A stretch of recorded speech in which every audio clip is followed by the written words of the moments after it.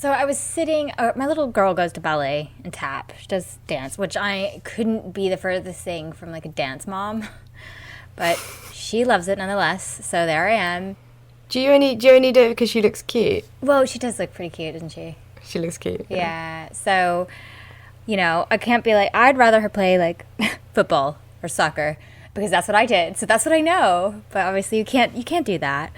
So I'm sitting there today. We're recording on a Saturday, and I took her to dance earlier. And, like, all the moms in the room are just, like, chatting and, like, just about normal stuff. And then I kind of, like, have one of those moments when I realized what I was doing. And I was actually, like, on Wikipedia just going over a few things about a serial killer. Like, research-wise. Oh, my God. And then I kind of look off and I'm like, oh my God, where did it all go wrong? Like all the other moms are talking about going and getting like lattes afterwards, and you're like, ooh, murder. Yeah, exactly. I love that.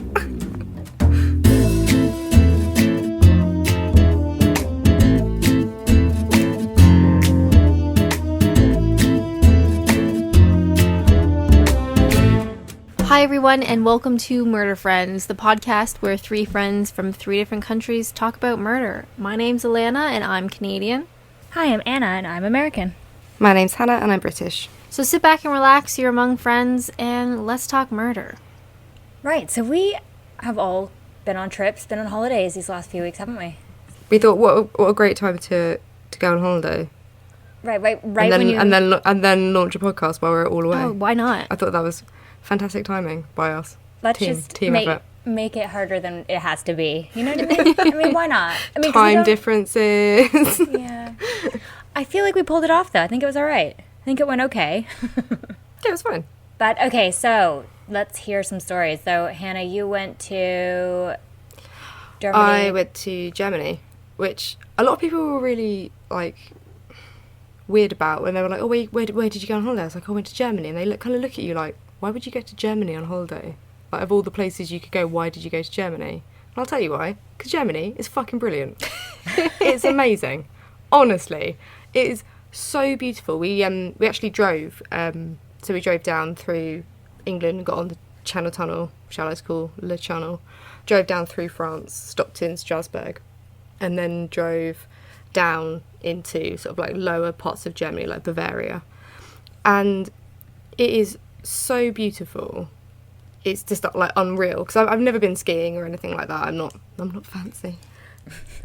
And it's just like the Bavarian Alps were gorgeous, and like they had these little tiny like little German towns, and the food was fantastic, and the people are so nice. But it was really great. I had a really good time, but I was fucking knackered. It's a lot of driving as well. Yeah, that's a long way to go. It's like a long way. Yeah. Your pictures looked amazing, so we'll have to post some of those. It looked really good, and please tell me you drank loads of beer. Yeah, because Germany have open container laws. Oh. And beer is actually classified as a food. That's incredible. That is why you go to Germany on holiday. They're a million miles ahead of all of us. They are living in the future. I'm loving it. But it was great because you could walk around. We went on a walking tour in Munich, and it was a beer walking tour. So we met our guide, and he pulled out like 2 bottles of beer from his backpack, and he was like, "Here you go." And I was like, "Yes, yes." Absolutely smashed. But no, it was really good fun. I loved it. I would definitely go back as well. Like, there's so much more to see. It is really beautiful really there. did. There's a lot of good hiking. Stunning. So much hiking. We hiked through a gorge.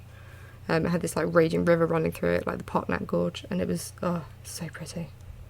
So pretty. Yeah, Germany is one of those countries, like, I only spent a couple days between like Munich and Berlin and a small town in between or whatever, but so pretty. And I don't think people talk enough about how great Germany is. Like, I'm going to be their ambassador from now on. Yeah, it's wonderful. It is good. I went a few years ago, and it was amazing. And I can't wait to go back, actually, and just, again, do some more hiking. It's really underrated.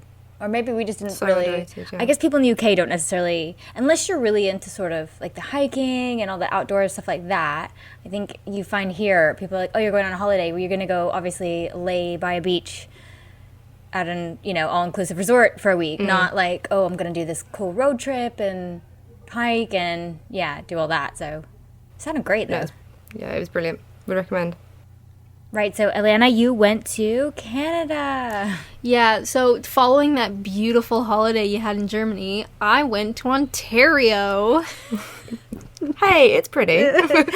I hadn't been back this time last year, basically, so it's been a year, so a lot of family stuff. I was there for about 10 days, and while it didn't seem that long, it also felt very long. You know what I mean? Like, a lot of stuff sort of jammed into a couple days. Yeah, just a bit overwhelming. I mean, it was sunny, thank God. I missed that Ontario sun, so I got some of that at least. Yeah, it's not a holiday in my mind because I'm just kind of doing the stuff that I used to do, if that makes sense. But it's nice. Yeah, it's the same when I go home and visit too. Yeah, it's you go to see your family and friends and get over the jet lag, and then once you've done that, then you come back basically. Do it again. Yeah, I mean, it was nice to see my parents. They're actually now in France. So basically we hung out for the 10 days and then I left and then they turned around and left and they're on like this, I'm sorry if you're listening, Mom, an old person cruise through France, which looks pretty fun. But yeah, Ontario, that's amazing though. Yeah, I mean, Ontario's cool. It's got some neat stuff. You should definitely visit, but, you know, it was more of a staycation for me. Did you go to Niagara Falls? We did do Niagara Falls. You gotta. Yeah, the funny thing is, like, the falls themselves are really cool, but the sad part is Niagara Falls as a city sucks big time. I forgot. It's like the ugliest, touristy, trash hole of a city. I'm so sorry, Niagara Falls, if you're listening. Oh my goodness. I forgot how it's off. It's like everywhere you turn, there's like a Pizza Hut. And then there's like a Subway. And then there's these giant signs for laser tag. And, yeah, like, come to this arcade and buy this giant, ugly bear that you're going to have to carry around. I don't know. It's just... Okay, if you're going to go to Ontario, go to Niagara Falls. Look at the falls for an hour, maybe. Go on the... They call it the Hornblower now, but it used to be the Maid of the Mist, where you go on the boat below the falls. That's really cool. That takes 20 minutes. Maybe look at the falls for another 20 minutes, and then leave. Like, I feel so bad, but like there were so many people, and we. I mean, I hardly heard anyone speak English. People traveled to come here, right? And I just felt bad because it's like, God, you came all the way from Hong Kong to Niagara Falls. And it sucks. But now you're here, I guess, so I hope you enjoy your trip. I know what you mean. If you get that with like huge tourist attractions, it inevitably becomes really commercialized, unfortunately. But I remember I went to the Niagara Falls when I was like 12. And I remember those ponchos you wear on the boat, and then you go on the boat and get like, you know, and soaked. that's great, especially if you've got kids. Like, it's really cool. The falls themselves are really neat. You look at them one time, you go on the boat one time, and then pretty much leave. So if you're planning a trip to Niagara Falls, please do not give yourself 2 weeks like some of the people that were there had done. Just, you know, a little stopover on your wonderful trip through Ontario. So we went Christmas a couple of years ago, and when we went, it was freezing cold, and everything was covered in ice because it like throws up like an ice spray. It was really beautiful. Oh, I bet that's amazing. Oh, it was gorgeous, but the boat wasn't running. Oh. And it was like, oh shit.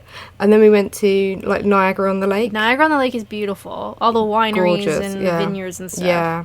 There was like a brilliant fudge shop. Ugh. Yes. But no, yeah, you're right. It is pretty tacky. Yeah. No offense. It's great for a stopover. Yeah. Have a little peek and then carry on. Beautiful. But I know, Anna, you also went on holiday. Well, we just did like a tiny thing. We just went to Devon, which is in the southwest England, which is actually really pretty. Lots of stuff there. But actually, we only went for a long weekend with like little family trip, the little one, to see some other family over there. But then the next weekend we went to Brighton, and I surprised my other half with tickets to see a band, and they're like ska reggae, which is a bit. So ska reggae's the same, but the ska in America, like if you're American listening, is a bit different, and it has like quite a different following. Like, it's still, I would say, you'll still get young people continuing to, like, listen to ska and reggae and stuff at home. But, like, here in the UK, which is Will's sort of, like, favorite sort of music, but to be honest, most of the people that listen to that style of music are older. Yeah. Like, I don't know, like 50. I mean, so we go to the band, and they're brilliant, and they're really good. It was really actually, like, it was good. They're really good. But the average age was like 55. Just a bit of an older crowd. Yeah. So it was at this, like, cool venue in Brighton, and it was in, like, the basement bit, which was like 9 billion degrees. Do you ever been somewhere where it's a lot of people and it's so hot that you feel like you're going to suffocate? It was like that. Yeah, especially underground. Oh, God, yeah. So the line for the bar was so huge. And, I mean, you just had to stand there for ages. I feel like they had, like, 2 bartenders for, like, everybody in the whole venue for this band, which was ridiculous.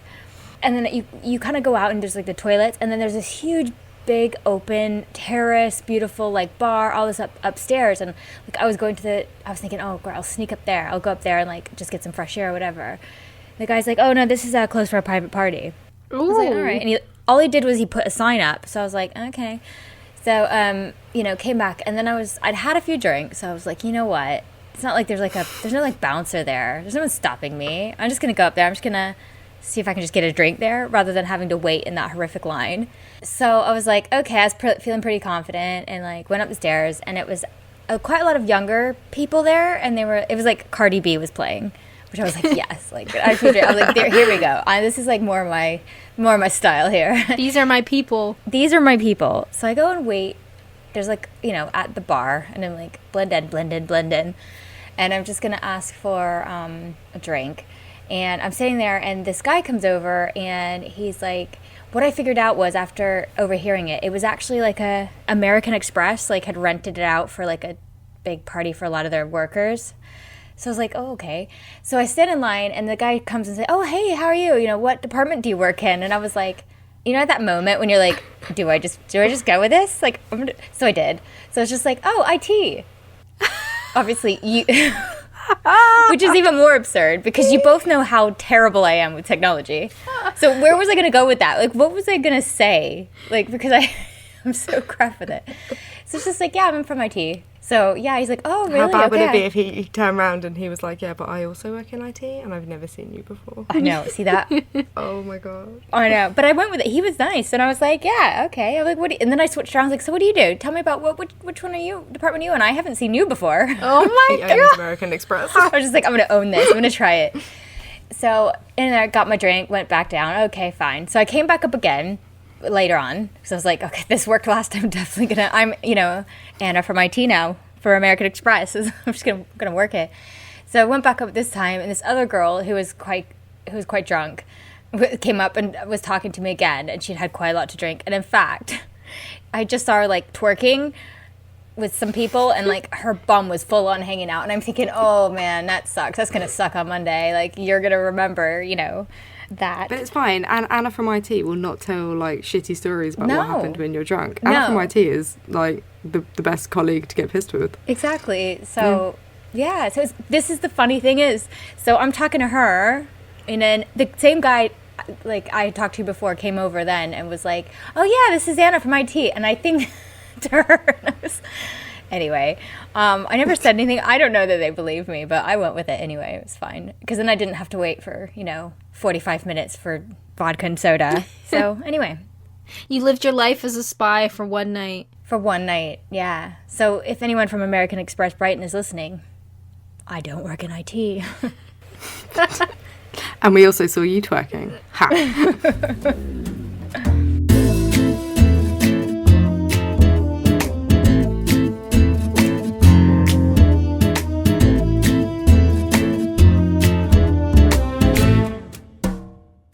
So today in True Crime News, we are going to actually be talking about a serial killer from South Korea. Ooh.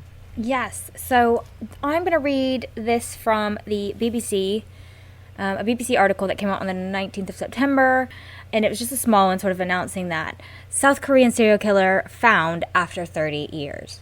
30 years. 30 years. So Ooh, I'm excited about this. now what I'll do is I'm going to actually go back and sort of tell you about the Hwai-song serial murders. Now, I was actually practicing on my phone. You know where you can go and figure out how to pronounce stuff, and so I was practicing because I didn't want to like butcher this name. Oh, that's so sweet. So hopefully I've said it right.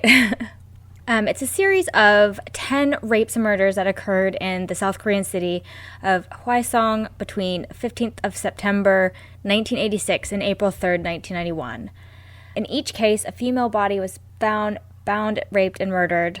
And they are actually the most infamous murders in South Korea in the modern history. And they sort of compare it to like our Zodiac killer in the States. That's kind of what it is to them. So I am getting this information from Wikipedia now. Basically, they spent more than 2 million man-hours looking for Jesus. this serial killer. Yes. The total number of suspects also grew to enormous numbers, eventually ending with a total count of 21,000 individuals that they were actively investigating. But the biggest thing is that South Korea actually has a statute of limitations on murder. So it actually doesn't matter. Yeah, their statute of limitations on murder. On murder? Yeah, 15 years. What? Yes. Fucking hell. Yes. So basically, 15 years. They have lifted it now, but up until the 2015, basically, if you'd made it 15 years, you were in the clear there. The statute for the killings had expired on the 2nd of April 2006. However, evidence and police records were still kept due to the significance of the case. When the statute is lifting to 25 years, so it's still 25 years now. But hang on a minute. That's not really any better, though, is it? No, it isn't. There shouldn't be one at all on murder. Like, that seems bonkers So to me. is the idea that, like, you're smart enough to get away with murder for 15 years, we'll just let you go? I don't know. It just seems like... That's exactly what it says in the criminal code. Yeah. And We'll just let you go. We'll let you go. we're just going to let you... Well done. You're done. Little pat on the back. You've done it for 15 years. You can off Don't you go. tell anyone else how you did it. It's fine. Exactly. So, on the 18th of September this year, police announced that the 56-year-old Lee Chun-jae had been identified as a suspect in the murders. He was identified after DNA from the underwear of one of the victims was matched with his, but he cannot be prosecuted because of the statute of limitations. But he's actually already in prison in Busan for the rape and murder of his sister-in-law in 1994. Ooh. He is actually denying involvement in the serial murders. He was matched to 3 of the victims. I was trying to find in my notes which ones exactly. But one of them there was like a copycat, so not necessarily all 10 are from him. And they actually can't even connect him to the other ones. But basically, I think the whole gist of it is this is what they found, the closest they found to like the actual serial killer. Wow. The thing is, as well, which I just thought was, I looked at the dates on all of the victims. So the first victim was 15th of September, 1986. Then the second one was the 20th of October. So that wasn't even a month later. Or that was just over a month later. The next one was the 12th of December, which was, about 2 months after that. Then the 14th of December, 2 days later. Then the 10th of January, which is not even a month. That's really terrifying. Yeah, they're all like... That it's just like happening Within- really, really quickly. Yeah, like 4 months. There were 4. Wow. And then there were one on May 2nd, 1987, September 1988, September 7th, 1988, September 16th, 1988. Jesus. I wonder if September is like a significant like time period for... But it's For him. Virgo season, so, gotta get busy. There you go. Yeah, most Yeah. aren't quite a lot of the serial killers.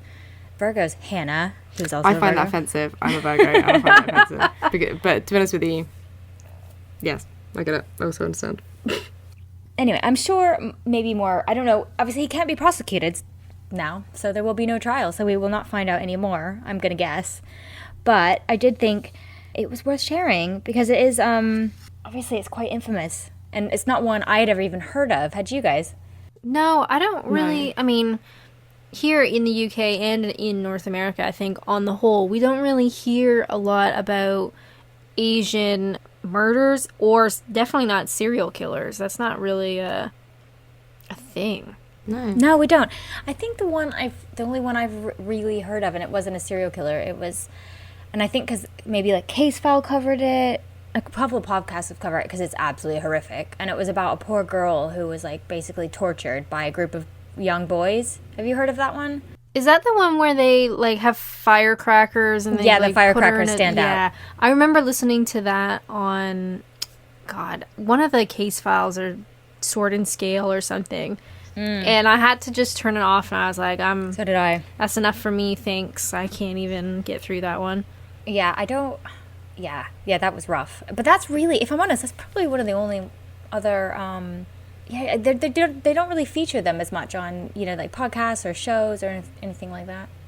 I haven't heard that much about them. No, but can you imagine, like, if that, maybe if we assume serial killers aren't as common in Asian culture, and then to potentially solve this 30-year-old serial rapist murderer, like, that's huge.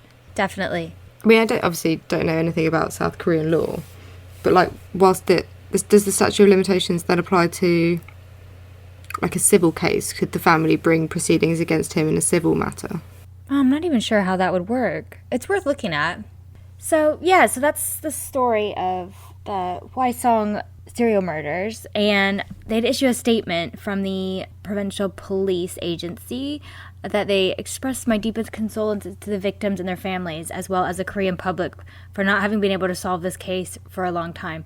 But also, you kind of want them to be like, well, now I've got him, and he can't be prosecuted, which seems a bit ridiculous. Yeah, that must be really painful for the Exactly, that's what I mean. It's like, it's just awful.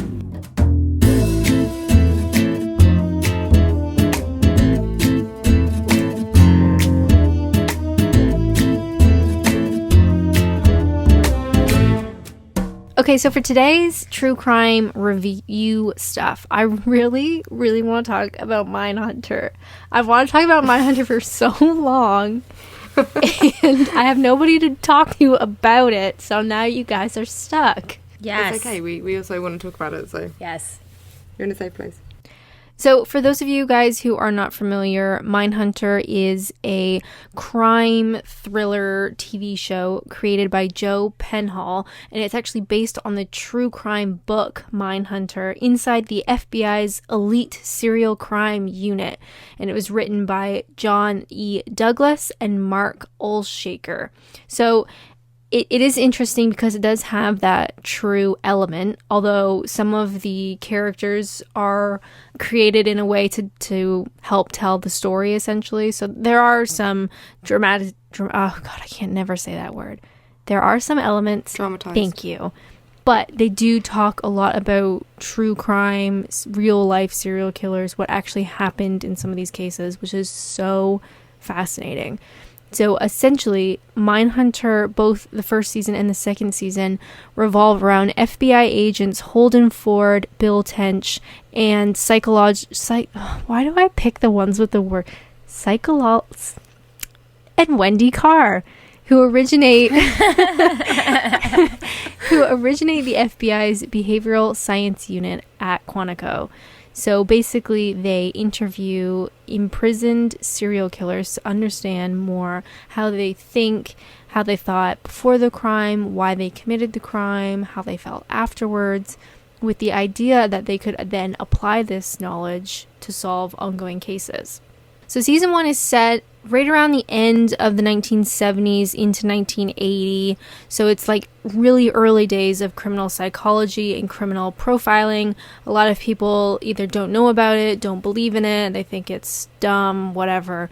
So it's sort of setting the scene of how criminal investigation is going to change with this new idea.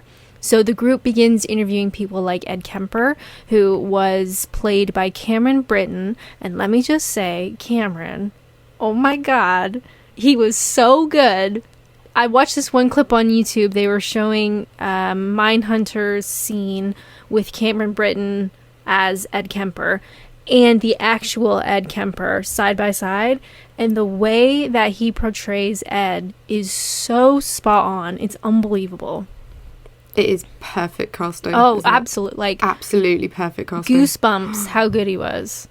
I would say the best thing about Mindhunter is that all of their castings and the portrayals of the serial killers have been unbelievable. Yeah, it's I didn't even realize that some of what Cameron Britton says in the scenes is word for word what Ed Kemper actually said and delivered in the same way, like the same sort of movement of his head or the way he holds his hands or if his legs were crossed a certain way. Like, it is spot on. It's so creepy. Oh shit, I didn't know Yeah, that. I didn't know that either. That's crazy.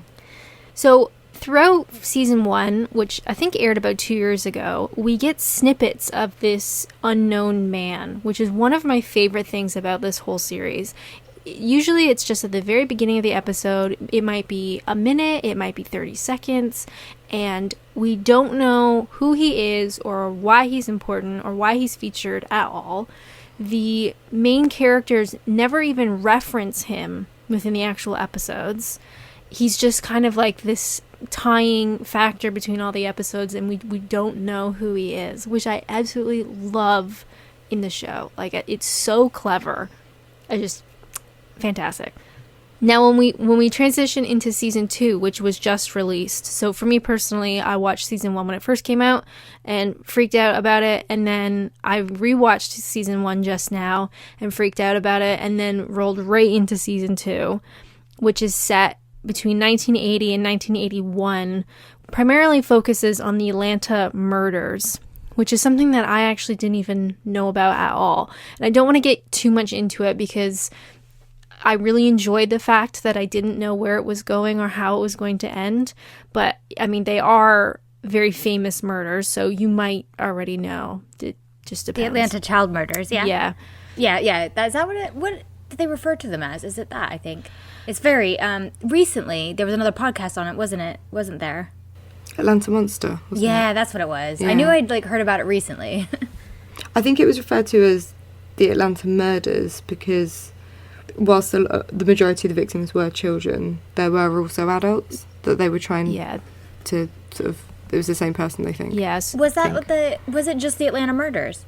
Or was it the Atlanta child murders? I was just trying to know for myself. I couldn't remember what. I felt like I've heard them said both ways, but you're right. There was an adult victim, wasn't there?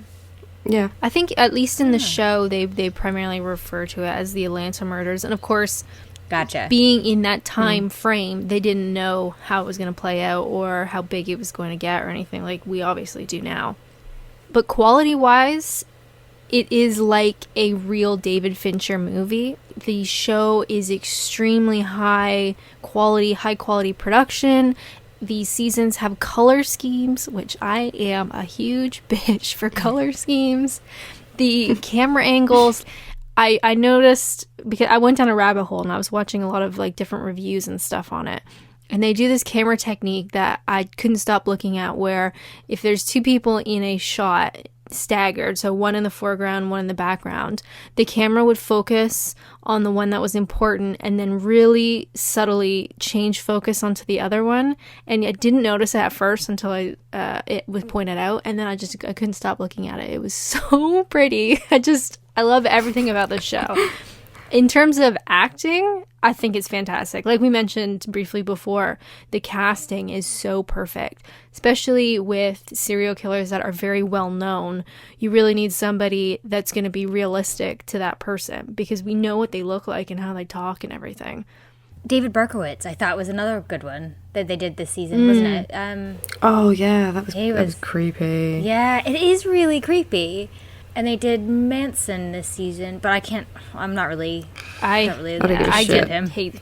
I don't like anything Manson related. It's not cool. No, me neither. So I was like, meh. But with what I also like about the show, on the list of many things that I like about the show, is that the first season really focuses on Holden Ford, which is the younger FBI agent. He's the one that came up with this idea about interviewing serial killers, and it is kind of like he is the main protagonist, and we are introduced to other characters that are still quite big, but it is quite focused on Holden. Whereas in season 2, it really focuses on the other guy, Bill Tench, who is played with a man with the best name, Holt McCallany. Holt. His first name is Holt. That's Holt great. plays What Bill. a good name. I love it. And I thought Bill, whatever, was fantastic. And he ends up being the main protagonist in season 2, which I really liked, that they gave the spotlight to a different character, and yet the show was still as in-depth and as wonderful as season 1. I don't know any other shows that really change like that. It was really good. Exactly. It was really good. I thought, because, sometimes some shows you're like, well, we don't really need the personal storyline because it's enough just having it. But they kind of have a good way of putting just a little bit of, like, you can almost see how the lives of the people who are doing this are affected, like this season with Holden and his panic attacks, and I can't remember her name. Wendy, is it? Yeah, Wendy. Wendy Carr. Wendy. Yeah. So she and her personal relationship and maybe how that's affected, and obviously massively how Bill's whole life is affected as well. They do a good job of not making it too much of that, of the fictionalized stuff, and it's kind of a good balance. I really think they do a good job of that. Yeah, balance. That's a really good way of putting it. It's like you get the true crime and the really heavy stuff and the real life stuff, but you also get just enough of the ramifications of that kind of stuff in the personal life, and these characters become so in-depth. Like, they really, and I'm pretty sure these people are not real people. They have created like Holden and Bill or whatever in some ways to tell the story, but it feels like everything is so, I just really like it a lot. Because I know, in the incident with Bill's son in the show, where he's involved in the death of a child, he's not like actively, he's not the one that killed the child, but he was, there and involved. And there's parts where someone else in the FBI is discussing, you can see all these traits of all these murderers that you're interviewing, you can recognise them in children. And Bill's just sitting there going, oh god, Yeah. this is like my real life. It added like a personal kind of not a personal touch, but like a real life touch to it. Yeah, and Yeah. I don't know for certain because I read it on the internet somewhere and I can't even remember where I read it. But I think that storyline actually happened to somebody within the FBI or within some sort of police force at this time, that the son was involved in that crime. So there's so many like little thingies just put that it feels so much more like a movie or maybe like an HBO TV show. Just fantastic. The only thing that bugs me is there is no word on future seasons. They haven't actually come out and said that there's going to be future seasons, although they definitely leave it open that it's possible. I think because obviously the guy that we follow but don't really hear about, I'm going to assume that's a BTK.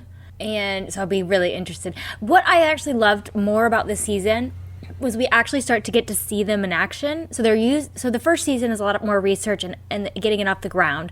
This season they're starting to like learn and put it into practice and develop, trying to profile and all that. So I actually can't wait until we even get to like season, hopefully, fingers crossed, 4 or 5, when they really start to like use it and walk us through how they catch these infamous serial killers. Yeah, it's one of my favorite shows in the last couple years. I wholeheartedly recommend it to people who haven't seen it yet, even if you're not a true crime buff. I don't know the word I want. If you're not super into true crime, it's still a fantastic like thriller drama TV show that you don't have to know background stuff about these serial killers. It's not like some inside joke between people who are really into true crime in the show. Like anybody can watch it. It's just like super high quality and I love it. So on a scale of 1 to 5, what do you give Oh it, my goodness, Alanna? a 10. Okay. Hannah. I'd definitely give it a 5. Yeah, I'm 5 too. It's kind of right up our alley, let's face it. Yeah, so if you haven't seen it, give it a shot. Start with season 1 absolutely start with season 1. It's on Netflix. And then you guys can tell us how fantastic it is.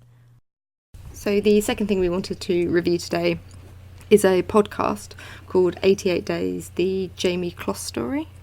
So I'll talk about the case and I'll talk about the podcast. But before I do, all my sources came from Wikipedia and NBC News and the Care 11 website. All these links will be on our website. But one thing I do want to note is that the Care 11 website is region locked, which means if you click on one of the Care 11 links on a website from the UK, you won't be able to access it. You can do it, though, if you use a VPN. So that's just a warning.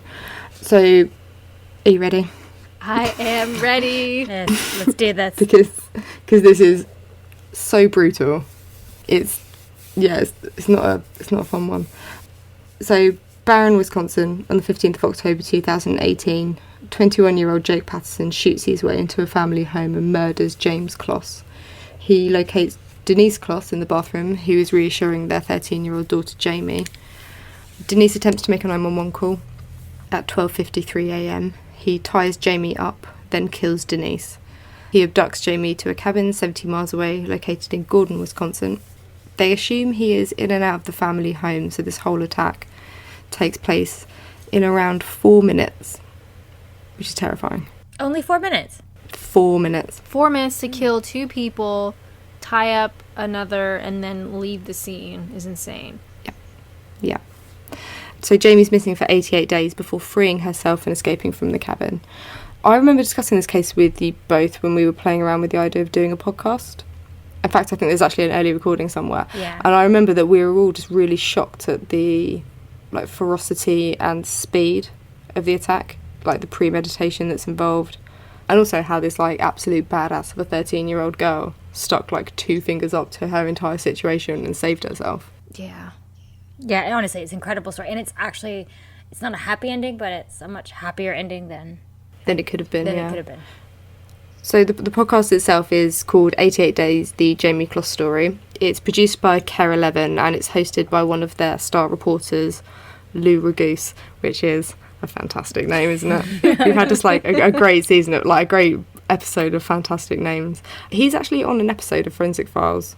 Is he? In 2010 he's on it. So I thought that was pretty cool.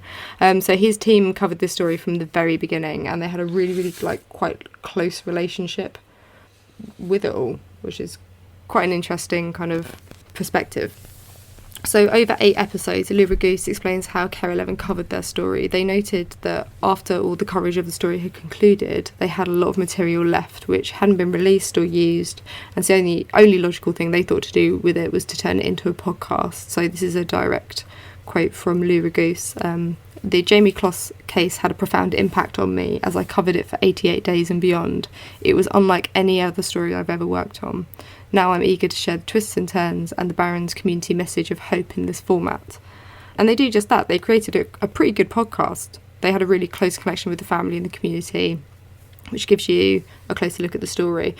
I know it's received a little bit of criticism where people are like, oh, you're exploiting this family, you're telling the story of a 13-year-old girl.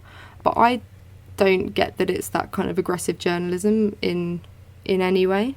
So as I said before, there was a lot of information in the podcast that wasn't available when this news story was developing. And one part that really, really stood out for me was Lou Ragoose writing a letter to, and I put, the dickwad that ripped a family and community apart, because I think that's pretty good. Yeah, that's how we should refer to it. He wasn't, definitely. He wasn't expecting a response or anything, but he got one. And then he reads it on the podcast. Yeah. There's actually a YouTube video as well where he reads a letter and he actually shows it to the camera, which is, you can see his childlike handwriting. It's horrible. Oh, God. They covered court hearings, victim impact statements. A lawyer for Jamie reads a statement written by her, and it all concludes with noting how they're just trying to rebuild their lives, rebuild a community, rebuild a family, and how the family home then gets demolished. So all of this happens in less than a year. Yeah, it's insane. It happened in October last year. It's really strange for something so violent to happen, and then for you then to have a conclusion so quickly, less than a year later. Yeah. It was it's really good because obviously this story was made huge news everywhere, even in the UK, all over the state. I mean, it was big news. And I think this is the first podcast, at least the first one that is just about this, that was made, if I'm correct. I think so, yeah. I haven't seen any other ones about about the It's matter. certainly the one that has like the most connection to the case. The fact that this reporter, journalist guy was actually in some sort of communication with the suspect. Like no other podcast is going to have that. No, that was really good. And they were definitely the logical people to sort of put it together. I think the only thing you don't realize is that when you're watching news shows, and I'm going to say this probably more so in America than you do get like on the BBC here, obviously they're only short segments, aren't they, on a news show? And they're usually quite animated. They're quite, the question is not, it's not necessarily always just like these well thought out, planned progression of questions in an interview. It's because it's all usually, a lot of this footage is like breaking news footage or footage where they're just out in the field and they're interviewing people and children and this and that.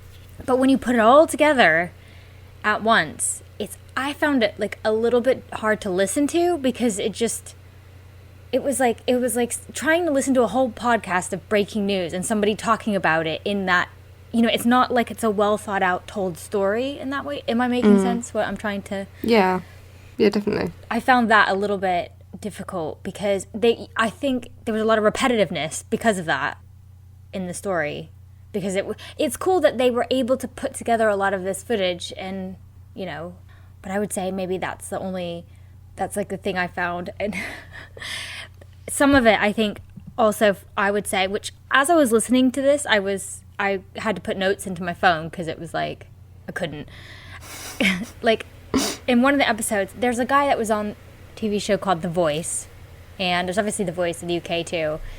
And they dragged on and on for like 30 minutes about this guy on The Voice, and I think he like dedicated stuff, but it doesn't have anything to do with the story. Yeah, he was like a local star, wasn't he? Yeah, but I feel like it's fine to mention it, like, because that was kind of going on at the same time, because like the town was excited that he was going to be a contestant on The Voice, and that's great, but they just went on and on. And one of the questions they asked when he did like a little, I think he did like a little, did he do a benefit sort of concert or something, or he did, or he sang, or he went to the school. And I wrote this in my notes. The reporter says, in quotations, "Could you see the horrible pain in those children's faces?" Oh. And I just wrote WTF. Like, yeah, what? It almost hell. felt like they were trying to drag it out into X amount of episodes. Like maybe they pitched the show, we're going to do 8 episodes. We need to fill 8 episodes. Because they probably could have gotten away with cutting maybe 2 whole ones. Because I definitely skipped quite a bit where it felt like they were just rehashing the same thing over and over again. Or like you were saying about the voice guy, like that would have been a great 5-minute bit or whatever. Exactly. I don't need more than that. That's fine. Yeah, and there are 8 episodes, but there is absolutely zero consistency in episode length. Yeah, exactly. And I appreciate that can happen in, investigative journalism and podcasts like this. But some were like 22 minutes long, and then other ones were 58 minutes long, and it was like, what the fuck are you doing? Yeah, who's editing Exactly. this? Like you could have cut out, like Alanna says, like you could have cut out 2 episodes. Yeah. It's just.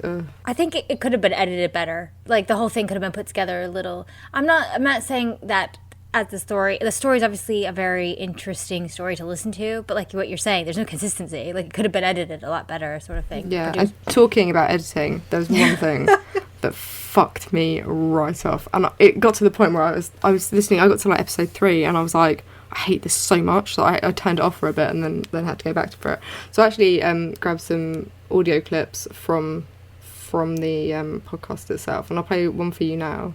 It's actually in 2 parts. I noticed that they were using advertising, obviously, and at the beginning they were using adverts for their own network, for Care 11, and the tone of them just didn't really fit in with the mood of the podcast. Like, they're explaining these really horrific things. Like, in episode 3, which they call chapter 3, they're discussing what Jim and Denise Kloss were like, and then there's this really like semi-aggressive ad for like the Care 11 weather app, and it's just like, what the fuck are you doing? Yeah. Like, it's just, Whose decision was and this? I know, it was a poor decision at that. And they also cut in at really weird times, so you could hear someone finishing a sentence, but they'd have like their last syllable cut off, and then the ad would go in there, and then at the end of the ad, you hear that last syllable. Oh, it's like they slotted it right in. Right in the wrong, and it was just like, if you, like a millisecond later for that person to finish saying what they were saying, and then you could have put that advert in there, it would have been better. But I'll play a bit for you now, and then I'll play the second half of it, like after the ad's finishing, and you can kind of, you can hear it, and it drives me mad. So this is the first part. Care of.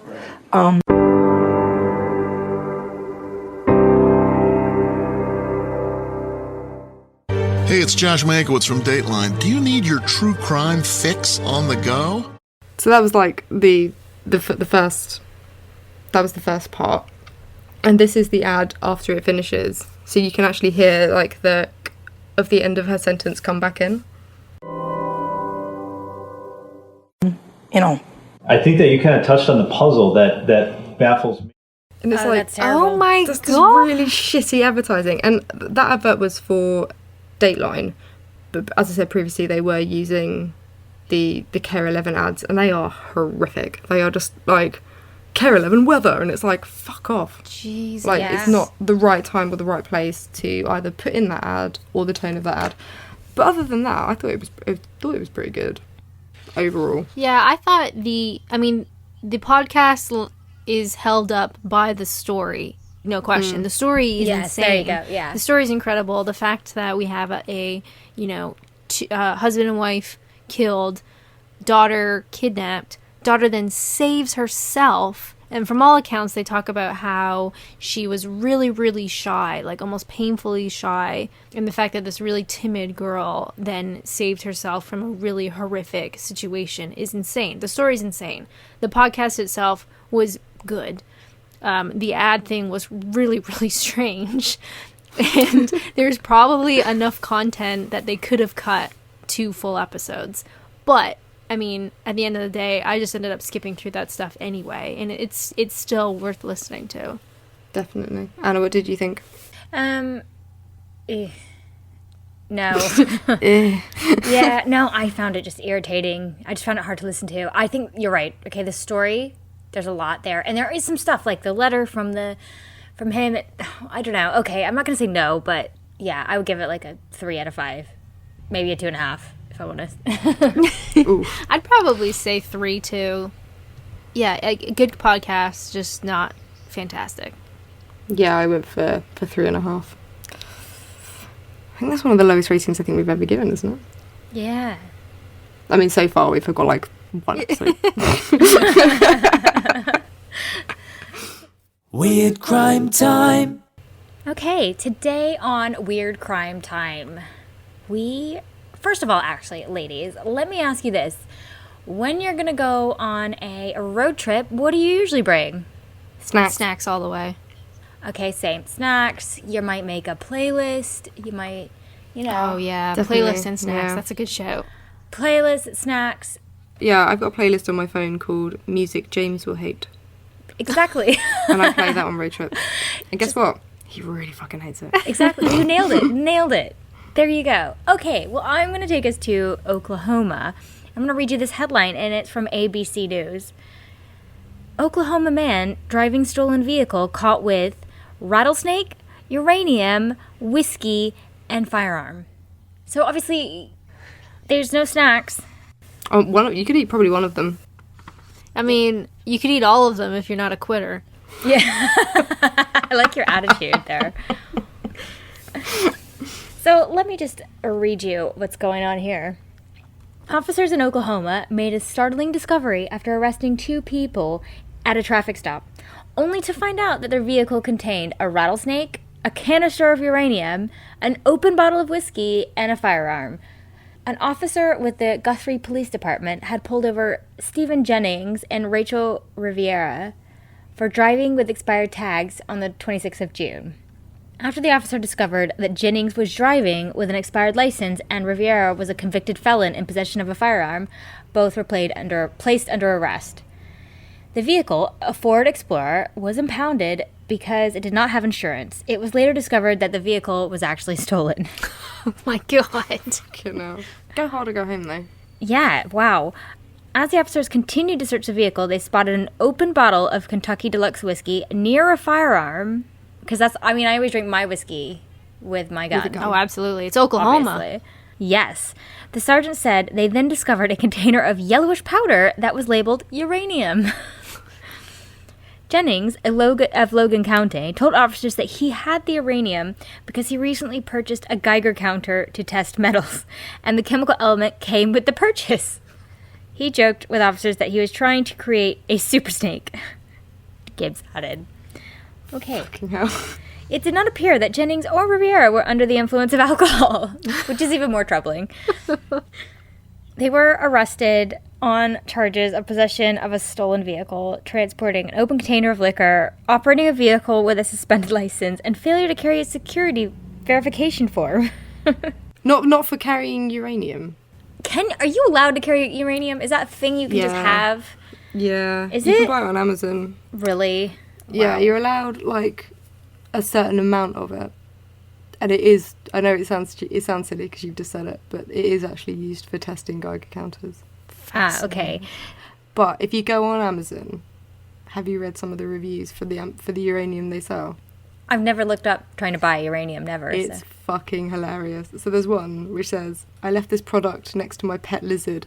Unfortunately now, he's 350 feet tall and is currently destroying Tokyo. I love it. And another one, which was like, great product, poor packaging. I purchased this product 4.47 billion years ago, and when I opened it today, it was half empty. It's funny. Science jokes. Sorry. Yeah, so essentially, I don't know. I feel like your trip to Germany was shit compared to this guy's. I know, all I had was some fucking Haribo and Diet Coke. Exactly. Well, what are we doing wrong What a in load our of life? bullshit. So what do you think he was? So it's just what a mix of. First of all, Items. Yeah. he's got a rattlesnake. Okay, he's got he's got an explanation for I guess the stuff. But what do you think they were ultimately up to? It kind of reminds me of, I have tried to get better at this, but, in my youth, if you opened my car, you would find a whole variety of things just in case.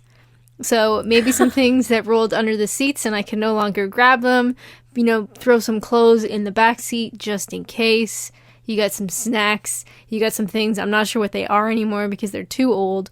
I feel like he might be in the same boat where your car just ends up becoming like a dumping ground for random garbage that you probably shouldn't have.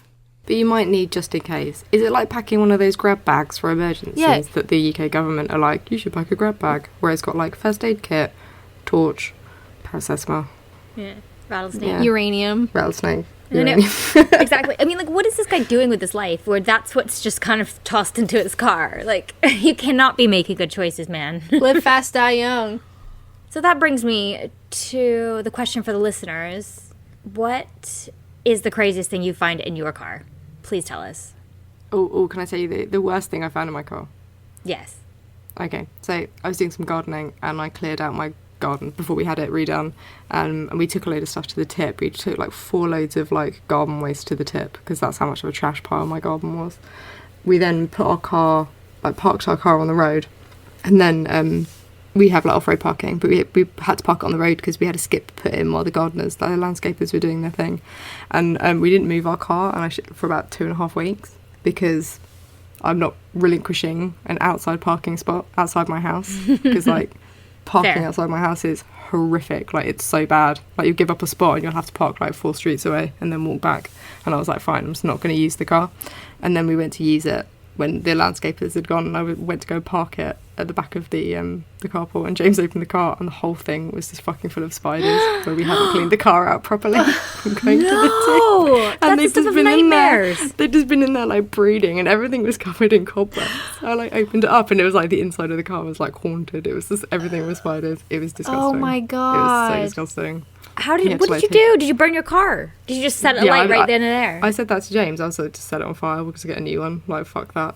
No, we took it down to the car wash, and they Do you deal Did you with pay it? him extra? Like, can you deal with? They did it inside and out, and I was like, I'm going to tip you really heavily.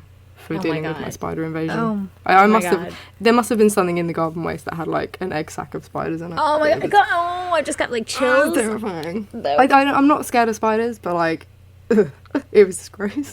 And then we had to like sit in the car for this road trip, and I was just really worried that spiders were gonna get like blown out the vents or something. Like, put the aircon on Oh and fucking god. Oh no. So that's the first thing I found in my car. If you think you can one up that, Good luck. Yes. Tell us your Try stories. So if you want to get in contact, you can email us at murderfriendspod@gmail.com. You can follow us on Instagram at murderfriendspod or Twitter at murderfriendspd. I think that's all we've got for today. We'll see you next time. Bye.